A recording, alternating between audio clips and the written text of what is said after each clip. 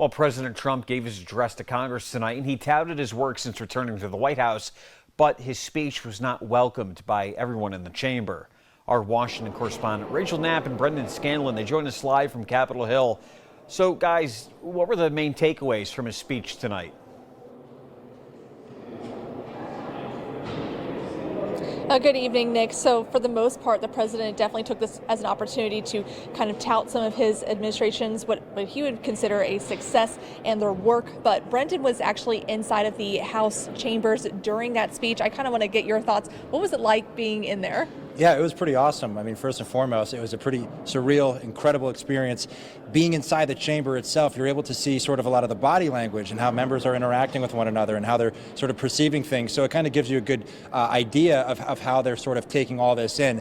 And obviously, you know, we saw at points Republicans were obviously very cheerful, very joyful, a lot of applause on the Republican side throughout much of the address. But of course, on the Democratic side, not so much. However, there were a few topics, Nick, that drew some bipartisan applause. Things like no tax on tips, things like cracking down on Mexican drug cartels, designating them as foreign terrorist organizations. That drew applause from senators, from members of the House of Representatives on both sides, as well as some of those more heartwarming moments as well. We saw President Trump acknowledge a young cancer survivor who he swore in as a Secret Service agent. And he also informed a high school senior that he was accepted into West Point. So we did see some of those more heartwarming moments that also drew some applause from members on both sides of the aisle. Right. And of course, you know, the president in his nearly hour and 40-minute speech, he also took it as a chance for him to share what he's been working on, things like getting rid of diversity, equity, and inclusion, those initiatives, as well as trying to reduce the government workforce. I want to play a soundbite for you about what he had to say about that. And any federal bureaucrat who resists this change will be removed from office immediately. Because we are draining the swamp. It's very simple.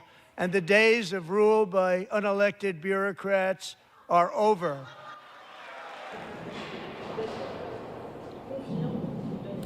And Nick, when the president is referring to these unelected bureaucrats, he's referring to some of these federal workers, but protesters that we have been speaking to and been covering for these past couple of weeks, they also have an issue with unelected bureaucrats, but they're mostly talking about Elon Musk, who is the billionaire in charge of running the Department of Government Efficiency, which is the president's new DOGE initiative, trying to reduce government spending, which the president says he's trying to reduce the waste, fraud, and abuse, kind of all in the government. Brendan, Musk was also in attendance tonight. Yeah, there was a big topic tonight, and you talk about those unelected bureaucrats. When Trump was talking about that, Democrats in the audience were literally pointing up to Musk, up in the gallery. I had a pretty good shot of him. A lot of his body language throughout the address, was pretty cheerful, pretty joyful. When you heard President Trump talking about DOGE and its efforts, he could tell he was taking pride in a lot of those words from the president. But